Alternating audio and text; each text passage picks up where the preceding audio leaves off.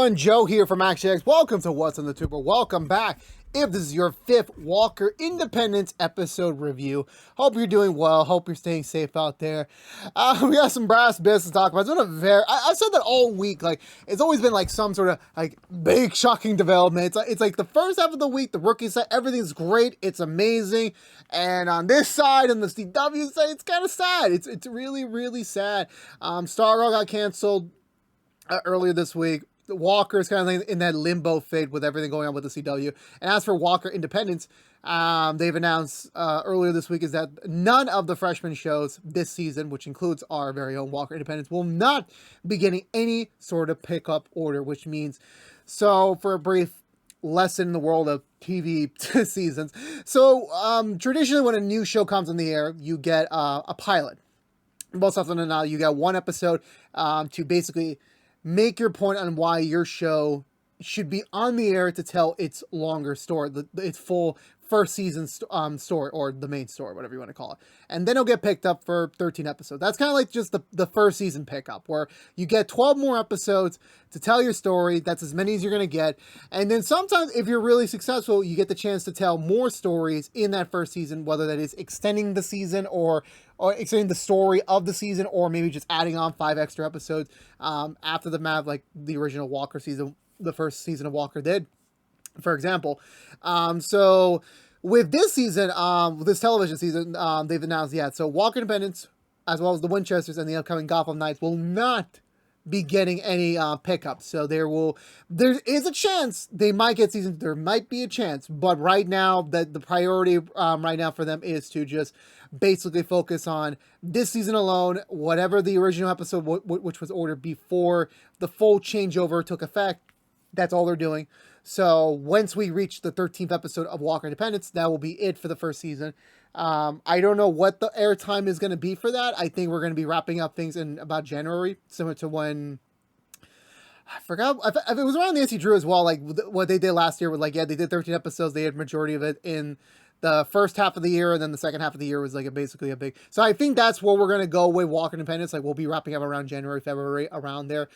There's still hope we might get season 2. Hope to God, but right now, with everything going on, I'm not going to hold my breath about it until once we hear about it, we'll hear about it. But it would suck that the Walkerverse would end in only just 1 year, like a true Walkerverse. It would suck. But we'll see. Anything can happen. They do say they have plans to keep some of the network, of the programming still on the network for next year.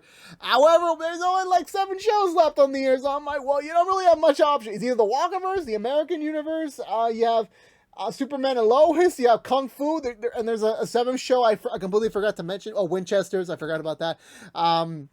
There's still a lot. There's not a lot. There's not a lot left. There's only 7 shows.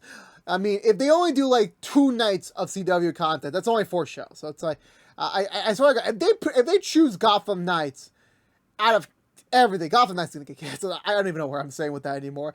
Let's get to it. For this week's episode of Walker Independence, I thought it was all right. I think we kind of have a little bit of a downgrade. A bit. I think some of the it felt a little bit forced. It kind of felt like a little bit tacky, a little bit, in my opinion. I don't like the elevation period that the Independence has been on since episode 1 until last week. It was great. There was an incline. It was a bit decline. It's still good. It's still not where I was, where okay, that was all right. I'm not in that mindset yet. It's still good. It just didn't include what I felt. It felt a little bit too rushful, in my opinion. And it just solidified some more fact, which, again, was necessary. Some things kind of came out of left field, which I'm like, it is expected, and some things they're going to have to explain more about it when we get closer to whenever the episode is, when they will explain more about it. But this week, it was good. It was a good week. It just definitely did not continue the trend of this was another great episode, or it just doesn't continue that. But with that being said, let's go through. I just want to talk about it already because the whole down talk was very bad for me. I felt bad. This has been a very bad week for CW fans. I apologize. Hopefully next year we'll get some good news. I'm not gonna hold my breath about it. I really not. But anyway, let's go through the butcher recap and talk about this week's episode of Walker Independence. So we begin with random cowboy, random outlaw being hunkered down in a little lofty area where 3 other outlaws are basically trying to kill him for a bounty. And he's not budging. He isn't. We don't know who this guy exactly is quite yet, but he manages to escape from his tricky predicament and gets away from the other outlaws. Daverson heads out back to his house for some reason. He just felt the need to go back home in the middle of his shift, and he finds that same outlaw there. I think the outlaw's name is Eli. I believe that's the name. I could be wrong. I apologize. Spoilers. He's just a one-episode character, so I really don't care. Turns out they've had some history. Not some history. They had a lot of history. It turns out they used to be best friends back when Daverson was back over in Texas. The other town he was originally, his hometown, let's say that. They used to be closest thieves, closest brothers. They used to do tons of, gigs and stings and robberies all over town without being caught ever. But once Tom went over to become sheriff of Independence, his old partner Eli managed to sadly not be as successful as he was when he was with Tom, to the point where now he's officially being hunted down by bounty hunters. However, the case might be for that point is that Tom's like, look, they're also reminiscing a little bit, talking about how when they used to be back in town, doing these little small time crimes. They would talk about them and some other woman that they used to be friends with would all move down to Mexico, start their own cantina, and kind of live off their lives, very old, and that was been their dream. But Tom's like, well, that was a good dream. That was a very good dream a long time ago. But I'm here now. I'm the sheriff of this town, and Eli's just begging him, okay, come on, please, let's just leave together. Let's just go out on our own again and just live life together. And honestly, it is just a man of desperation. He knows he isn't anything without Tom, and he needs Tom to survive out there. Otherwise, he's gonna get killed. He can get lucky, but his luck's not gonna last forever without Tom. So he's begging, but Tom's like, no, we can't do this. You need to go. You need to go. You need to get out of here. Ironically, around the same time, the deputy shows up with some new wanted posters, one of them being for Eli. And once Tom was about to give a vague description of him, he realizes that, Eli is technically behind in his house. But when they go to check one more time, he's not there. He already disappeared, which means that Tom's like, you just made my life very more difficult. Team Abby, I don't know what to call them. I really don't know. Team Independence, they're not really fighting for the town right now. I mean, they kind of are, but I'm gonna call them Team Independence. I give up already. They're having their first not really pseudo meeting, but Abby and Kate are getting to know each other some more about just now that they are both acquainted on the whole Daverson front. It allows them more time to bond. However, because Kate is an investigator and she needs to be asking the hard question, she is like, okay, we are going to get Tom. That is the point. But it's a little coincidental that Tom and Liam both came from Boston. They both left around the same time, to the point where at this point we just assume Tom killed Liam. And Abby's like, yeah, that's a coincidence, but I don't know. It's just I don't know. I really don't know. I can't explain that much. She tries pressing the matter a little further, but it doesn't really work. I want to say Caliban and Hoyt eventually, they all meet up in the bar, just, chilling out. I would have loved to live back in those days where it's the rent isn't that much. You don't need that much money to live, to be honest with you. And they're just chilling out in a bar, just hanging out. We're not really doing progress on the Tom front because, you know what? We'll get there when we get there. Right now, let's just relax. We need a little time. Last week's musical number was such a big deal for us. We're tired. Yeah, so they're just kind of comparing notes to see what the hell's going on right now. What their next game plan is. The deputy comes by because he wants to recruit Caliban for the search for Eli. So Caliban agrees. He goes out with Tom and the deputy out to go find him. Meanwhile, wants to hear the news so Tom's not gonna be around town for a while. That this is the perfect time to go to his house and see if we can find any clues about what his real motivations are. And the girls are laughing because, Hoyt has a good idea. The idea is good, but he's volunteering himself to do this. Which I'm like, Hoyt, you are many things. You are not Batman. You are not a sneaky person to go into a very creaky house to go find something without being caught. There's absolutely no way. You have a better chance of being caught and hanging out a host. Yes, I know, I'm copying the show. We're going to kill me for it. But however, Abby and Kay decide to take that idea for themselves and go out on their own to go find anything at the house. Which Hoyt's like, all right, but I'm the real outlaw here, so if y'all need help, I'm right here. Hoyt, we'll call you when we need you. Also, before I go any further, Louisa and Kai are not in this week's episode. So if you don't hear me mention them, it's not because I forgot about them. It's because they're not in this week's episode. Just assume Louisa's with her family and Kite's doing some family laundry stuff. So the three horse riders head off to go find Eli. Daverson's trying to do as much as he can to be coy about Eli since he knows a lot about him, but he's trying to paint the picture of like, oh, I have a rough guesstimation about his character, so we might be able to find him down if we go a pro in this maneuver. But the longer they go on their trek, the more obvious it is that he is hiding something. And yeah, because the deputy and Caliban are not idiot people. They're not like, gullible, small town people. They know, what's real or not. And Tom is acting like very off. Very off.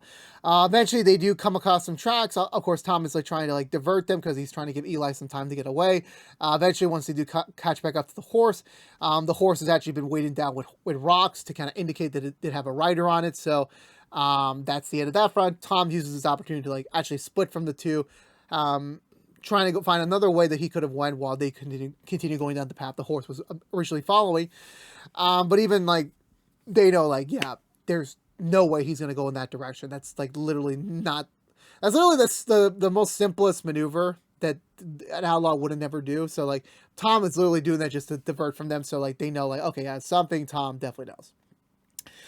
Kate and Abby infiltrate the sheriff house looking around for clues. Again, Abby's just, Kate is still asking more questions about Liam, about, did he have any, problems with his families, any, crime issues he was involved in.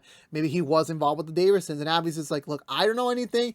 I really don't know. I don't appreciate you asking me this. So let's focus on the task at hand, find anything that could prove that either Tom has killed Liam or that Tom is doing something shady with his family to buy up a lot of property around the town. They hear some noises are outside the house. They assume that Tom came back home, but no, it's just Hoyt. Again, Hoyt, just stop. Leave the stealth to anyone else who knows how to carry their nimble body. You are very good looking. You have a very good body. You're just not made for stealth. You're just not made for stealth, man. He immediately comes in and just starts claiming like, these criminals, they have loose floorboards, so with like incriminating details beneath it. So we should go find the loose footboard, which I'm like, it's not a bad idea in theory. But I don't think the Daverson's like that stupid enough to do that. Like it's not that big of a house. If maybe you need an hour and then that's it. Like you don't really need. And also Hoyt's like loud as shit. Like I wouldn't be surprised if a random passerby or just like literally just passed by. I'm like, hey, what's going on over there? What's going on over there? Eventually, they do find some documentation about a secret purchase that Tom made to purchase some land of another farm nearby, which is indicated that, like, yeah, there is some, like, there's activity. There's a lot of buying up property lately. So this is very useful information for them. So they take it and decide to use it as evidence for the Tom case. So they all head back to the bar and they're just lounging around because, again, their business is done. I mean, the deputy and sheriff are gone. Tom also is now the new owner of the hotel, and he hasn't really given them much orders. It's kind of on self-operation mode by this point, and Hoyt does nothing. Actually, they also answer the question in this episode, like, where is Hoyt even sleeping? Like, there's no way Hoyt can afford a place of his own. So I'm like, where is he sleeping? Like, I'm pretty sure he can't sleep with Louisiana every night because her family would probably kill her. So I'm like, yeah, there's nothing on that front. So I'm like, where is he sleeping? And even they made the joke of like, oh, you're probably sleeping in the stables tonight, or you're sleeping with like another family tonight. It's like, it's probably the case, might be one of those two. So this is gonna have a little bit of a team bonding exercise, like let's admit one thing about each other that no one else ever knows about you. Like, one thing. Hoyt reveals he has a birthmark of a strawberry on his butt. Okay, very weird, but okay, we know that fact already. And Abby admits that, like, yeah, Liam growing up was not a rich person. He did not have any money. So Abby came from a rich family, the Lady Tramp situation. Abby was the rich girl. Liam was the poor guy. And, Liam had, big dreams, but no money. And her dad didn't like her, didn't like him. So Abby had to do a lot of sneaking around in the beginning of their relationship, which took some time to get accustomed to since Abby was not used to that lifestyle. But she did love Liam a lot and was willing to, like, go the mile for him. which led them to, like, knowing that, yeah, he's my soulmate, and, I will never find another man like him. And then Kate uses this opportunity to once again question more about Liam, of like, oh, what else did Liam was passionate about? Maybe he was passionate into crime. And again, I know Kate's trying to do her job, but keep in mind, Abby's still in a very it's only been 2 weeks since her husband died, and she's handling a lot better. Remember, she's handling a lot of that grief right now. Like, she hasn't had a proper mourning period, because literally the moment she woke up, she was found by Caliban and his people. They healed her back to health, so she couldn't really cry at the moment because she was, like, unconscious. Then she literally goes to town, has to do an entire freaking debacle with Davison, like, basically taking over her life, and then trying to, like, fake herself as, like, this, like, innocent person just so she can find out what Davison's up to. She's never had a proper mourning period. So, I know Kate's trying to do her job, but every time she's mentioning these negative relations about Liam, it is hurting her. It definitely is, it's not something that's, wise for her to do. But, regardless of the case, Abby leaves, and then Kate has no choice but to dip as well, and leaving Hoyt all by his lonesome to just do some day drinking that goes into the nighttime. Eli shows up into town and goes into the bar. Bonds with Hoyt for a little bit, talking about past exploits that they each individually had. Tom, for some reason, knew Eli was here, so he immediately corners him, like, look, this is your last chance. Get the hell out of town. It's going to make things worse for me and you if you don't leave. But Eli's like, no, man, no. You know what? I like this town. I'm going to stay here. You're going to make me deputy, and we're going to run all sorts of operations. It's going to be back to normal. Again, Eli's just basically trying to, like, we need to get back to where we were before. But the thing is that Tom basically flat out tells him, like, I have to work for my family now. There is no you and me anymore. There is no time. I don't have the energy to do this thing with you. I would love to, but I can't. And like, Tom is, this is like a brother to him. Like, the more, like, when we get to the next few scenes, like, this is a brother for Tom. That they grew up together. That they had a lot of shared experiences together. And that, it probably hurts Tom to do this. Like, he wants to legitimately help him out, but he can't. He just doesn't have the energy or the manpower to do so. And he doesn't have time to, like, fabricate a whole nother excuse for him to, like, why is he deputy of this town now? Like, it's not going to work out well. He just doesn't have the time to take care of this. Abby, in the meanwhile, is just, having one of her private crying sessions about Liam and everything that's going on. She stops crying and heads downstairs to probably just get a drink or, work. I forgot what her job is. Like, she works for the hotel, but it's not stated what she works for. But once she goes downstairs, the three outlaws that were looking for Eli before, they break through the door. A gunfight ensues. Hoy gets briefly grazed in the shoulder. Eli takes Abby hostage to try and downplay the situation.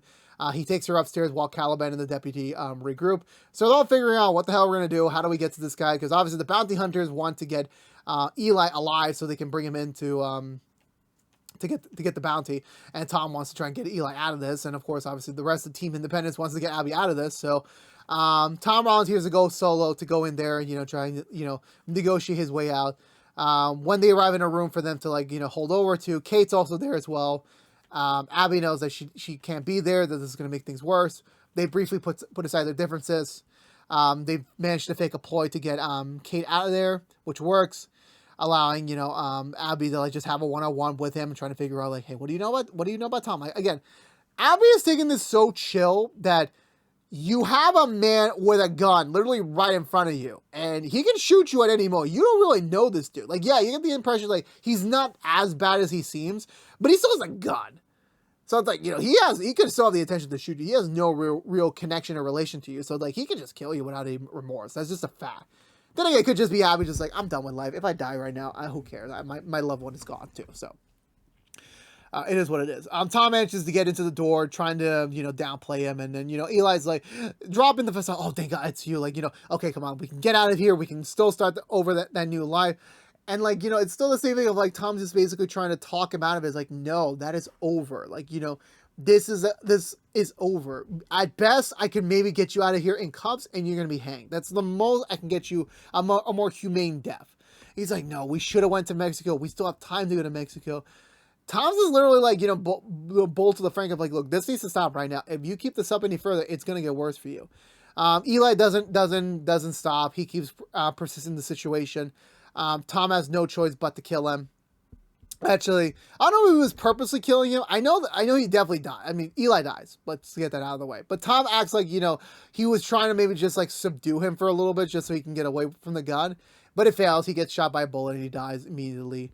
Tom starts crying and, again, Tom is not in the best place right now because like right now he's just trying to act like very straightforward, like new sheriff type ordeal, and literally he's crying over a criminal's dead body with Abby watching, and he knows she has connections with some of the other people, so this is gonna get out, this is gonna get around, but at this point he's not really thinking clearly with his head. He's just morally mourning the death of his friend. He decides to take his body the next morning to take him for a proper burial. The bounty hunters leave, even asking one more time if they could take the body for the bounty. He's like, no, I'm not giving you the bounty. I'm not giving you the body. We're gonna bury him around here to give him a proper burial, leaving the bounty hunters away. Tom starts crying more as he's walking away from the body back to his house, that he lost his, like, a best friend of his. Even when he gets back, home, he's still not well. Abby's also taking this pretty well. She has a talk with Cade. All is forgiven. It's just Cade needs to tell her, like, yeah, I'm not gonna be the only one to, like, ask you these hard questions. Once we inevitably catch him, once we inevitably get him behind bars, like, there's gonna be a lot of questions, and they're going to use Liam because there's too many coincidental points. And Abby even admits, like, I don't know everything about my husband. He has done some shady things in the past, but I loved him too much. I didn't ask questions, so I really don't know what the true connection is between him and Tom. All I do know is that I still loved him. I still want to believe that he was a good man and that, that Tom killed him, and that's all about it. Even later when she goes up to Tom, like, just still acting like, I'm still not knowing much about the situation that I clear to know. Tom's like, yeah, I done some messed up things in my last town, and, this is just the past catching up to me, but this is not a reflection of who I am today. So, again, he's trying to, like, play, like, clean up his act and saying, like, look, that was then, this is now. But he's failing at that because he still has a lot more shadiness to himself. I want to say the last scene we get is Caliban telling the deputy, like, yeah, look, I think after all this, you got to admit, like, you can't really trust the sheriff. Like, Tom is just not a trustworthy man. And he's like, I know, but, like, there's nothing much I can do about it. And Caliban has enough and tells him, yeah, I know that, Tom killed Liam Collins. So he killed Abby's husband. And he's like, I wish you told me that sooner because I know who really killed Liam, but it's not Tom. Which I'm like, what do you imply, deputy? What do you imply? There's like a mysterious third party. There's another Caucasian man in a very similar attire with a similar facial hair structure to Tom that killed Liam. I'm like, I don't believe you whatsoever, but you know what? We're only 5 episodes in. We got 8 more to go. I'm pretty sure they're just doing this to, like, maybe drag out the story, just giving it a clever twist and turn. But that was it for this week's episode of Walker Independence. Again, this was an okay episode. This definitely kind of, this downgraded a little bit for me in terms of just, the where the trajectory of the story was going. It was nice for Abby and Kay to kind of, begin their, like, their friendship bond, that these are two people with very unique circumstances that probably would not be best friends or friends if the situation that is in front of them did not exist. But it was nice for them to, like, kind of have their own, like, relationship bonding episode. Davison once again resuming to, like, actually kind of question his motivations and his actions to the rest of the people in town. Now the deputy as well.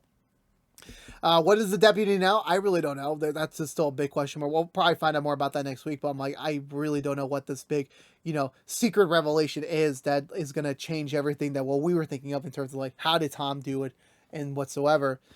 Hoyt being comedic relief this week, it was fine. I think Hoyt had a lot of serious, like, character moments in the last few weeks that it was nice for him just to be a lovable doofus that we know he is, both this incarnation and his future incarnation. So that was fun to see. And for me, I think this was all right. I don't think this was the best episode of the season. It was funny, like, last week's episode was the best, and then this week's episode was like, okay. I mean, it's fine. Like, not every episode's gonna hit. It is what it is at the end of the day. And I'm so intrigued. I'm so interested in the story. I'm so interested in the character. It just this week's installment didn't really, like, hook me in. Of like, okay, I'm really intrigued here. It just opened up more issues into Tom, but that's really about it. Like, and more bonding stuff. That was about it. So, I mean, yeah, that sounds like a really great episode, but just was the way it was impacted. Plus, Tom really crying over his friend. It wasn't really sold that well. Even when back in the first season of Walker when we met Hoyt, that version of Hoyt for the first time. Like, even when he died, I felt much more of a bigger impact than that.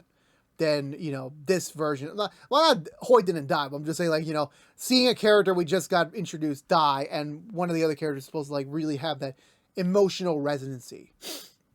So, that's all I'm going to say on that front. But yeah, so for me, I'm going to give this episode a 5.5. Again, it's still good, just was not the progressive way I was expecting. But let me know in the comments below, what did you think of this week's episode of Walker Independence? Let's start a conversation down below. And I believe that's going to do for me today, everyone. So if you're unaware, this has been What's the Two from ActionX, reviewing every episode in the hopeful first season of Walker Independence. If you want to know what we're doing normally in What's the Two, besides our Walker Independence episode reviews, we are currently doing the Rookie episode reviews, the Rookie Feds episode reviews, DC Stargirl episode reviews, and Walker episode reviews each and every week after brand new episodes on ABC and the CW. But if you don't care about Walker Independence, you're in luck. We'll be back next week with another brand new episode review, so stay tuned until then. But again, this has been What's the Two from ActionX. Please subscribe to us on youtube.com/ActionX videos. Ring that bell for notification when our next episode review is live. Please also like, favorite, share if you want to, as well as please follow us on social media. But until we see each other again, for all you members of Independence out there, I'll see y'all next week for the next episode review. But until then, stay safe out there, be good to each other, and as always, peace out.